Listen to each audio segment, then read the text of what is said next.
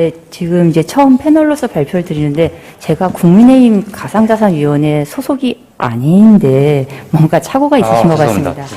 네, 일단 어쨌든 사회자님께서 저한테 첫 번째 패널로서 자리를 주셨기 때문에 먼저 말씀을 드리겠습니다.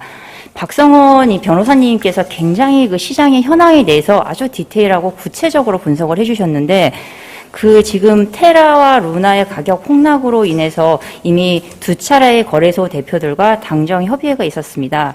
그 협의회 내용을 살펴본 결과 제가 느낀 느낌은 딱 한 가지, 연체동물의 뼈를 때리는 정책들이다라는 생각이 들었습니다. 아시다시피 연체동물은 뼈가 없죠. 정책 역시 마찬가지입니다.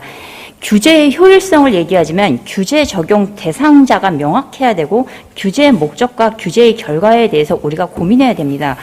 루나 사태는 어떠한 거래소도 막을 수 없는 프로젝트의 문제였습니다. 변호사님께서도 말씀하셨듯이 향후에도 루나와 같은 사건은 여전히 또 발생할 수 있습니다. 저는 항상 거래소의 여러 가지 문제점들, 그 안에서의 시세 조정이라든가 아니면 이용자 보호에 대한 약관들이 굉장히 부족하다는 점을 지적해 왔지만 루나 사태에 대한 책임을 거래소가 져야 되는가? 이 부분은 아니라고 생각합니다. 그럼에도 불구하고 거래소 대표들을 모아놓고 대책을 협의하는 것이야말로 연체동물의 뼈를 때리는 정책이 아닌가 이렇게 생각합니다.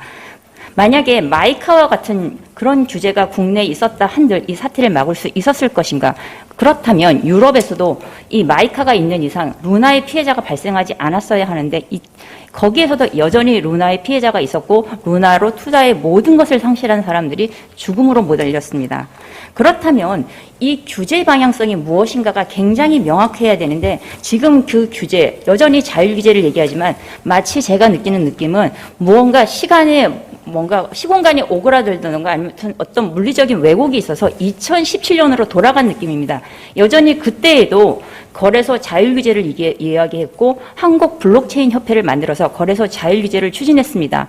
그러나 지금까지 한국 블록체인 협회는 여전히 금융위 인가를 받지 못했고 거래소 간에는 트래블 룰조차 4대 거래소 간에 합의를 보지 못해서 그것이 제대로 돌아가지 않는 상황입니다.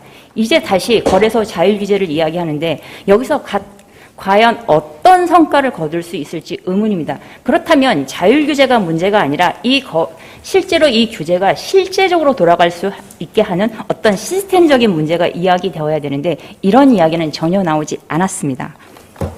또한 다른 한 가지는 가상자산은 제가 파악한 바로는 기술 기반 자산입니다. 그렇다면 이 자산성의 중심은 기술인데 왜 기술에 대한 이야기를 아무도 하지 않는가?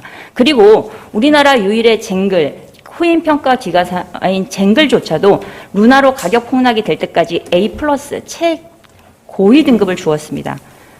사건이 일어난 지 일주일 만에 BB로 내렸는데 그렇다면 제대로 기술평가를 하지 못하는 코인평가 기관이 무슨 의미가 있습니까? 그렇다면 지금 문제는 단순히 금융상품으로서 이것을 접근할 것이 아니라 정말 기술 기반의 자산으로서 기술에 대한 평가를 정확하게 하는 어떤 정책적인 접근과 시스템적인 마련이 필요하다고 생각됩니다. 이 부분에 대해서 지금 나온 정책들이 얼마나 효과성이 있는지 이 부분을 되묻고 싶습니다. 이상 말씀을 마치겠습니다.